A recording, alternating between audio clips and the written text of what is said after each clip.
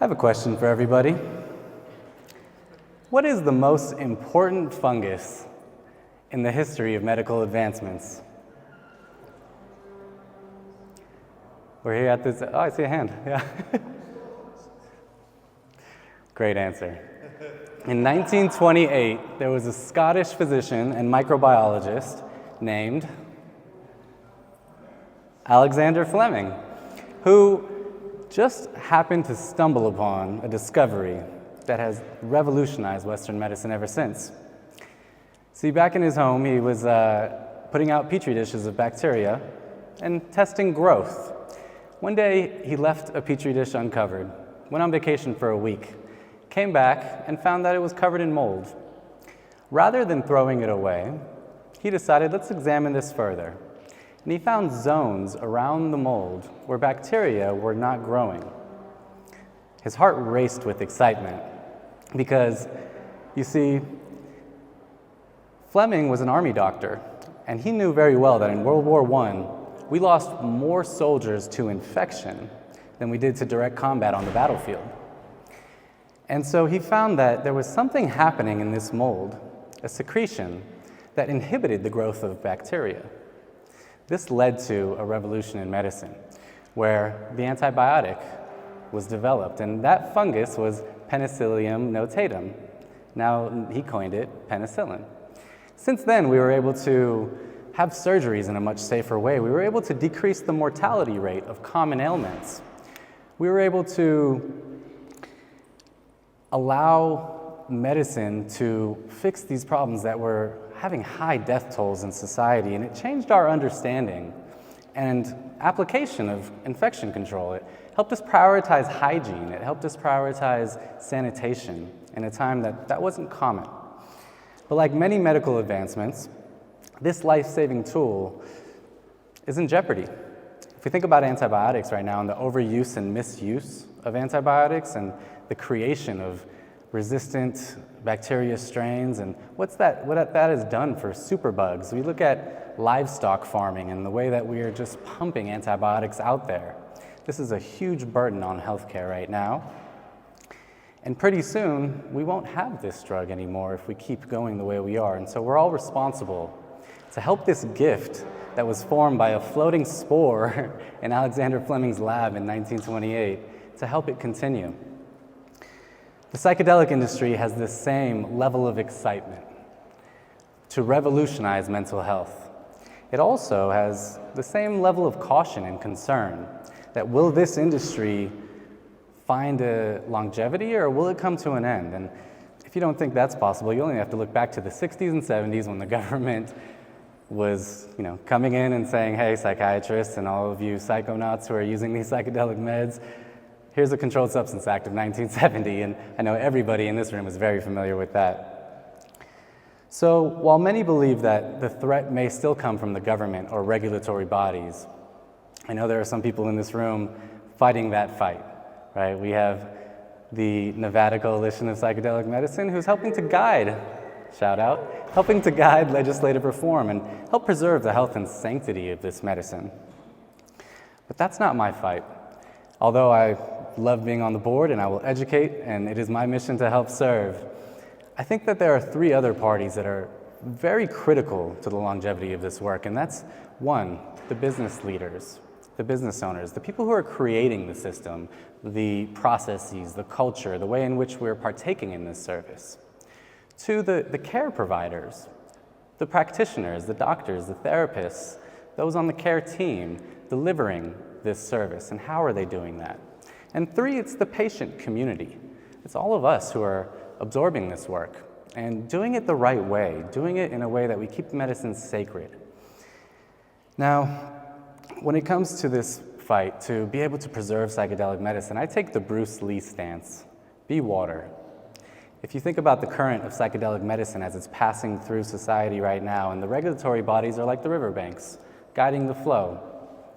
Maybe big pharma is like the boulders getting in our way, the eddies keeping us going in circles. But we, the practitioners, the leaders in this space, the patients, we are the water flowing through. And if we resist and try to go upstream, we're not going to get too far. It wasn't until I created my own practice 8 years ago where I started to realize we can't resist. We have to go with the current. When I was in residency here at UNLV 10 years ago, I almost got kicked out 3, 4, 5 times. And it was because I was angry. I had kind of resentment for this industry that I signed up for. Where is the care? Where is the love? Why are we just following a sick model, pathologizing the human experience, and using diagnostic algorithms to try to care for people?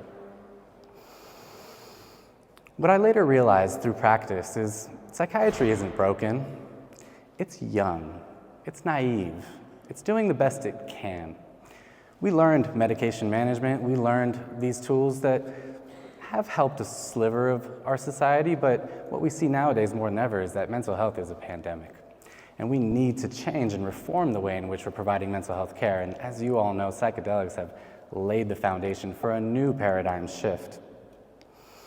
As a medical business owner, I realized we can't stick to this, spend a little bit of time with the patient, prescribe a drug, model of care. We can't go to prescribing meds after just a 5-minute visit. We can't say, hey, you should do therapy, go see someone else. We have to bring holistic care together, right? To provide that safe container, to provide an ability to allow people to be vulnerable in some of their darkest, difficult moments. We need to allow people to learn more about themselves and build awareness so that they can heal themselves. We need to provide love and compassion, not just drugs and limited interaction. Like many of you in this room, psychedelic medicine has changed my life.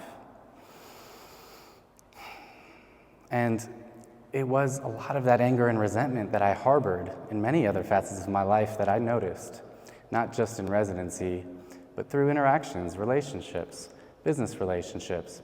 And this drug has really helped me to evolve and find that peace. Now, right now, my drug of choice in treatment, and I'm very honest about the work that I do as a psychiatrist, I engage in ketamine therapy very often because it helps me align and be my best self, prioritize what's important, and let everything else, kind of all that clutter, flow away. Right now, there are roughly 1,500 ketamine clinics in the US, up from 16 in 2015. When we commercialize a drug that quickly, we have to be cautious. All of us, the business leaders, the practitioners, the patient community.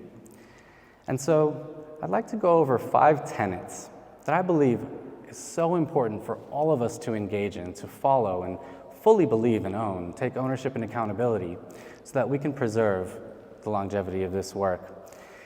And those 5 tenets start with number 1. Patients come first. No matter how you dice it, you have to put the patient first. This is our credo in our practice. If you all, I see a lot of people from our clinic here, and you all know, we have a philosophy, a guiding compass, that if we don't know really how to make a decision or how to handle something going on, patient comes first. That is our guiding compass, and the team comes second. It's important that we have good culture, good workplace, that everybody's happy in their work. And the business comes last. At a previous company that I founded, I was told by a lawyer, Dr. Zand, you have a fiduciary responsibility to your shareholders. And I looked him in the eye and I said, no, you are wrong. I have a primary responsibility to my patients, a secondary responsibility to my team, and a third priority is to the business, making sure that it stays afloat. During this time in this company, we were doing a lot of planning for exit strategy, capital raises, financial involvement from other people, and it changed who I was going through that time, realizing that I didn't sign up for this for an exit. I signed up for this to allow people to exit the hell in which they live in, to enter into the beauty and heaven that they can create in their own mind. But being in that work, at every meeting, capital raise, talk to an investor, plan for an exit, I was not my best self. Many of you in this room knew me during that time, and I just want to say I'm sorry. I'm sorry I didn't show up the way that I should have, to be the light, to be centered in the work rather than focused on the outcomes. And you all were there for me. I see many of you here who held space for me to help me work through that. This is something I learned in my work in the industry, is that we can't focus on creating a company and see how quickly can we make profits and how quickly can we sell, and maybe we'll have big pharma come buy us out. This is not the way to treat patients and not the way to preserve the sanctity of this industry. Who is the patient? When we talk about patient comes first, I think that's the first thing we need to destigmatize, is that I am the doctor, you are the patient. No, that's not it. We are all patients in this work. We all have a mental health journey. Nobody's sick, nobody's ill. It's a life experience that we're going through, the ups and downs, and we have to be there for each other. And if it is true that we all have a mental health journey, then what is it that we're treating within all of us? When I first learned psychiatry, I learned that we're treating depression, anxiety, bipolar, ADHD. But if you really look at that and the DSM criteria, these are man-made subjective illness, disease states. What are we really going through? If you look at the etymology of psychiatry, Greek words psyche coming from the soul, iatry coming from healing, healer of the soul. This is the work that we're up to, all of us, whether you are a practitioner, a business leader, or you're sitting in the chair doing your own self-work. We are going within to try to find, how do we heal the soul? Now, how do you measure the soul? How do you image the soul? How do you take a blood test of the soul? It's not possible. And so do we fit into the medical paradigm that exists in Western medicine right now and the way that we're trying to treat with psychedelic medicine? I would argue that it takes much more of an art, an understanding of the human nature, rather than an understanding of science or pharmacology, to really be able to show up for somebody and help them. And so if we're truly after healing the soul and we're putting the patient first, what do we arrive to? Is that we are not individuals in this work.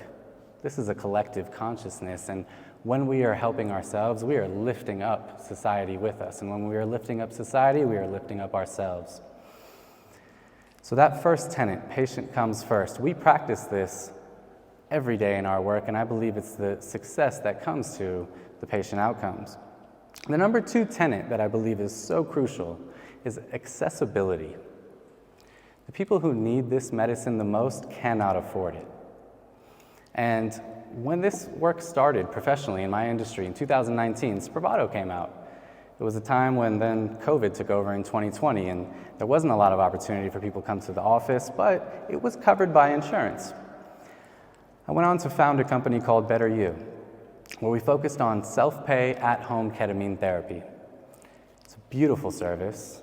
We created beautiful protocols, therapeutic guidance, team members who showed up for our patients in a time when you probably didn't want to go to the office. We were all wearing masks, we were all isolated.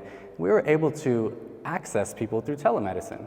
I have no regrets about this, other than one thing that came up and kept irking me, is that every time someone said, you know what, I could really use this care, our response was, do you have $1,000? And that's just not how medicine should be practiced. Now, there is a niche for that, and I'm not shaming any self-pay industries. I still do self-pay work. But we can't only focus on that as an industry. We have to be able to provide access in a way that everybody can attain that care. Legalization of psychedelic medicine, I heard a good friend, John Dalton, say today that if we just go fully decrim, then the people who need this, the government workers, the first responders, the firefighters, the policemen, the military, they won't be allowed. But if we can legalize psychedelic medicine and create a paradigm, then those who need it can get it without shame, without any pressure from their employers, without any stigma. Being in a self-pay company for a while, I learned a few things. One is that although we were making things accessible through telemedicine, it was almost this kind of Burger King, have it your way. Give the patient what they want. They paid $1,000. They want to jack up the dose to 1,200 milligrams. If we say no, they might ask for a refund. It shames me to even say that that crossed my mind at one point in my career. Because now we're able to provide the same beautiful work through health insurance. To take the same service that we created in the self-pay model, where sometimes you have to start there, to know what works, to be able to iterate, to reach that demographic that can afford that level of care and those systems that are created. But now what? We've done this all together, 3, 4, 5 years. We see how this work is. I've talked to many people here who are doing shamanistic and ceremonial work. And my favorite thing is when they say, I do a lot of this work for free. If you have this gift, give it away. Now, patient comes first, team comes second. That doesn't mean you sacrifice the business.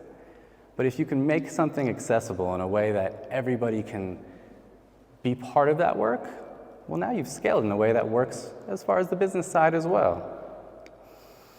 I believe that we all need to be our own healer and not our own drug dealer. We need a professional in our life. We need a friend. We need a family member. We need someone who has the experience to guide that work. And many of the companies in this space are pill mills. Just saying, hey, take this medicine, you'll figure it out. There's enough YouTube videos about this. But that doesn't provide the love and compassion that is needed with this medicine. And so while we're talking about accessibility, it's not just accessibility of drugs, it's accessibility of love. It's accessibility of empathy so that we can mirror that care back towards ourselves. The number 3 tenet that I believe is crucial when we're talking about the future of psychedelic medicine is safety. I took a Hippocratic oath to do no harm. Many of my colleagues in this space took an oath to make a whole lot of money. And that's a very different perspective. And I'm not, again, shaming any business leaders or business owners. Making money is important. But when we sacrifice safety for profits, we see some of the outcomes that are happening. We've seen companies in this space get bought out by bigger companies and then months later shut their doors down, leaving thousands of people vulnerably without care. We need to admit our shortcomings as well. My favorite thing to say in psychiatry when anybody asks me a question is, I don't know. Nobody knows. Brain science is so inexact. In fact, the more we learn about the brain, the more we're exposing ourselves to the spiritual elements of life, those elements that we don't fully understand. And if we just neglect it and say all this is woo-woo, then we're pretending that we know what we're doing when we really don't. We need to integrate our shortcomings, be honest with our patients about what we know and what we don't know. The legal parameters, although in my younger years I had a problem with authority, regulatory bodies, legal parameters, residency director, they're all in the same category, just trying to get in my way. But I learned about something called corporate practice of medicine. If you're familiar with what that is, it's in many states they say if you're not a medical practitioner, you cannot own a medical practice. Some people might say, well, that kind of sucks, free market, capitalism, why can't we do that? Being in this work, I'm not saying that it's impossible to be able to do that if you're not a medical practitioner, but loop somebody in who has their ear to the street, who is on the front lines, who can guide all of the systems and structures that you're building from a place of patient comes first, from a place of safety. DEA and FDA marketing laws. I've become an expert in this as well. And they say things like you can't market a controlled substance for peak performance or for relaxation or meditation. It was not FDA approved for that reason. And at first, it just makes you feel resistant. We know that this helps with relationship bonding. We know that this helps with overcoming trauma. But if I put an ad up that says ketamine therapy for PTSD, they'll take my license away. The reason that this is important and we need to adhere to this regulation is it's a slippery slope. If we just start letting everybody preach this medicine is good for that and that medicine is good for this with no limitations and no regulation, well then we're going back to the quackery of my industry many years ago. We saw a company run ads on TikTok, nonstop, ketamine therapy. And we have children on TikTok, we have young adults, we have impressionable people who are abusing drugs in society. It wasn't months later until that company got shut down by the DEA and FDA. These are the pitfalls we need to learn from as a society as we're trying to evolve this work. The patients, what I saw as it pertained to safety in a self-pay industry, also had another pitfall. It was that many times they were taking the prescriptions and abusing them. They were using them in ways that wasn't per protocol. And I think we all have a responsibility, and we know there's a recreational application. We know that these drugs are, let's face it, fun in many ways. But if you're going to participate in the recreational side, let's make sure we delineate that there's a difference between therapeutic work and just partying with your buddies. One of the things that I saw that really inspired me to know that this is a safe practice. In the beginning, we had some caution. Are we really just pumping out ketamine in the world, and is that a problem? But what I saw in my psychiatric practice is that people more often ask for a higher dose, more meds. When it comes to so many other psychotropics, the number one offender I see is stimulants. It's rare to see somebody on a stimulant doing well, taking that medicine every day, and not feeling like they've hit tolerance, not feeling like they hit a dependence. Benzos. These are the kind of meds that people come and they say, I need more, it's just not working anymore. But if you look at the safety factor of what we're doing, we're moving away from take a pill every day to forget about your problems, to take a medicine, maybe once a week, to not numb yourself, but to connect with yourself. And I rarely had patients on the insurance side saying, I need more ketamine, doc, bump my dose, can I do this every day? Because the way in which we practice this is to go inward. It's not to escape. And when it's preached that way, it's much lower on the list of abuse potential. And I think that's the beauty we all see in this drug, and the reason that it has its own safety guidelines built in. We need to reinforce that even further. The fourth tenet, I believe, is so important, is community. This work needs to be done together. Now, you can be the psychonaut and get into your own mind and become your own therapist. I think that's the goal for all of us. But for most of society, introduction to this work is scary. Everybody in this room is very familiar with how these meds work, and there probably isn't that much apprehension, there probably isn't that much fear going into a treatment. But most of my patients that I've ever worked with, they are frightened. They've seen the media, they've seen the bad trips, they've talked to their friends, they've had their experiences at a young age. And so we need to come together and hold each other's hand through this work, at least in the beginning.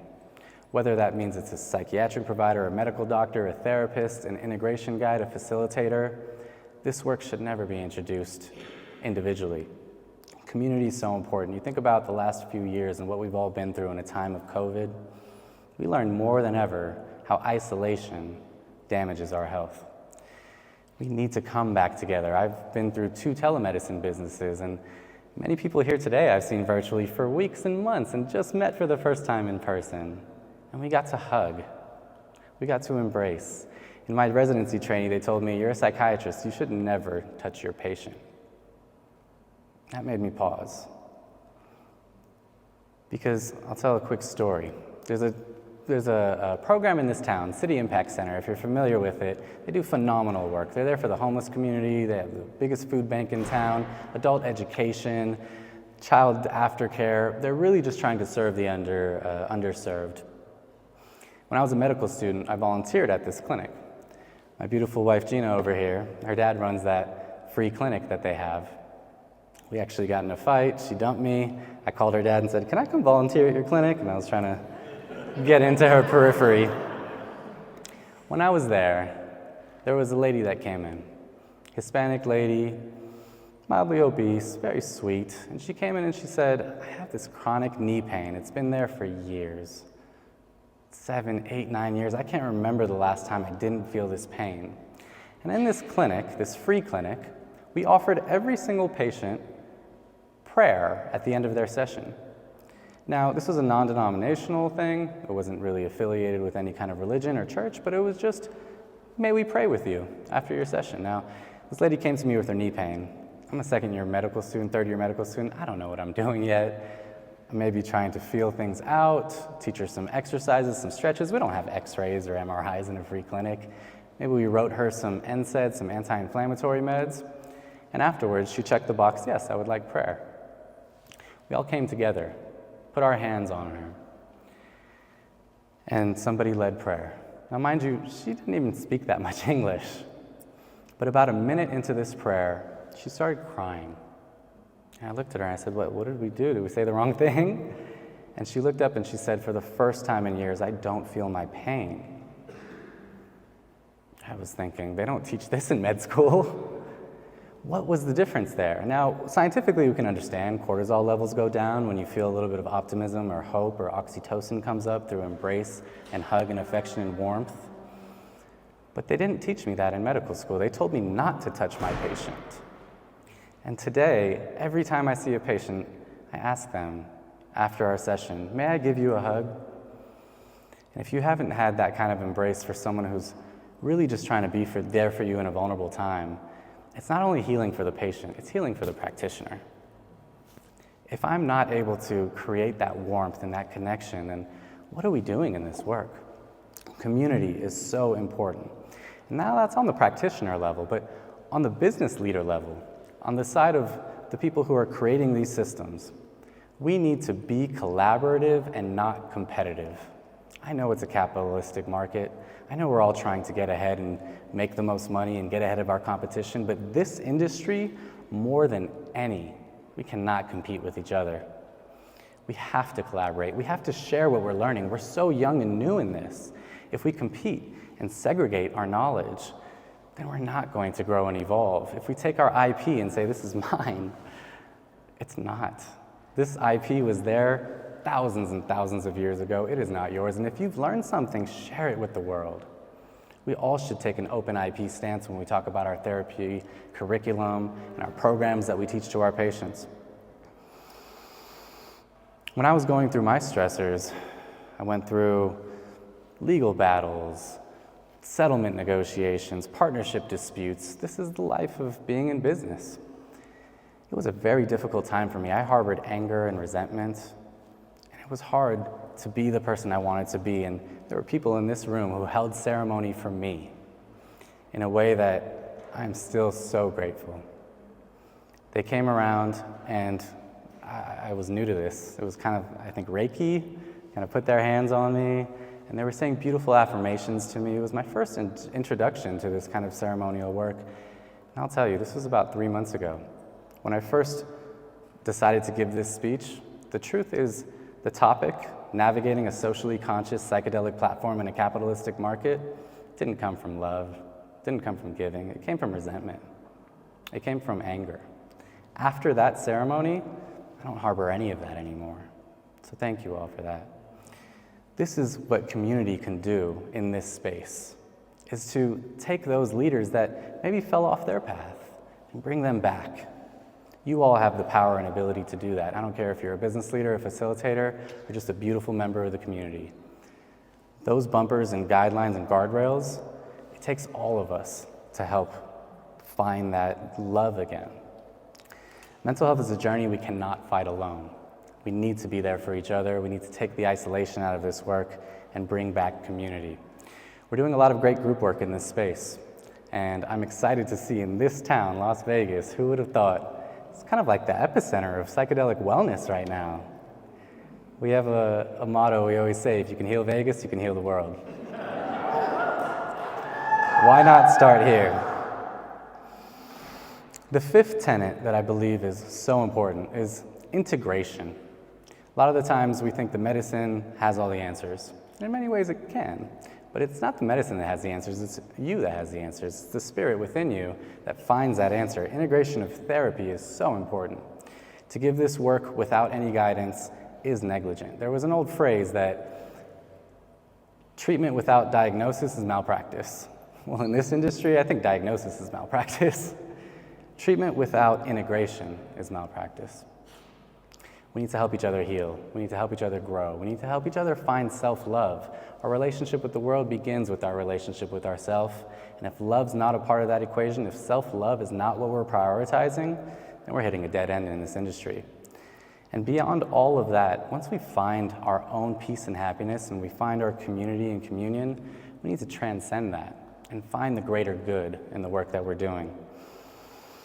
That spiritual alignment, that taboo word.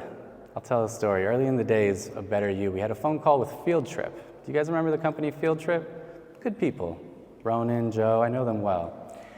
Early on, they were wanting to bring their product, which was IV and IM ketamine, to the at-home system. And we sat with them, and they went through our curriculum, and the first thing they said is, we'd have to do away with all this spiritual talk. We just can't do that. And I said, why? He said, we're a publicly traded company. How are we going to be talking about spirituality? And I said, you are a publicly traded company. You should be talking about spirituality. Who has a bigger influence than you? If you want your stock prices to go up, let's start here. Let's start with not taking, but giving. Let's start with understanding that the best way to find fulfillment is to not focus on self, but to focus on others. Isn't that what spirituality really is? Is the belief that there's something more important than self? That needs to be woven into the fabric of this work. Shadow work, which in this community is such a common phrase, what does that really mean? That means that there's a part of you that you just cannot stand. You don't even want to look at it. There's something going on, thoughts, patterns, memories that shames you, that gives you a feeling of judgment or embarrassment, so much so that we just want to keep it in the dark. But if we always keep that in the dark, it becomes the controller of our actions. Our subconscious is guided by those things that we are not giving attention to. And it creeps up in dreams, it creeps up in psychedelic experiences, it creeps up in relationship patterns, it creeps up in ways in which we don't fully understand. And when we can start to love the parts of us that we don't like, then we'll start to love the parts of society that previously we were maybe adamantly against. And with that love, we can start to conquer all of that shadow and bring it to the light. During my residency program, which now I actually teach there, full circle, I had a great program director. His name was Dr. Gregory Brown, and he taught us about energy medicine. He showed us some videos about people doing surgeries under hypnosis, removing a gallbladder under hypnosis. Can you imagine? Why are we pumping people with opiates if that's true? Why are we anesthetizing people if we can simply have them conquer their own mind and alleviate their pain? And if we can extrapolate that beyond surgery, how many of us harbor pain in different ways? Physically, emotionally, spiritually. And so if we can find these tools that are not medications, but they are psychedelic in the fact that they expand the mind, they put us in a new state of being, then we're really tapping into medicine that can't be patented, can't be raised for capital and promoted for growth and exit. It lives with us forever. It's ironic that it's ancient medicine helping us bring health into our future.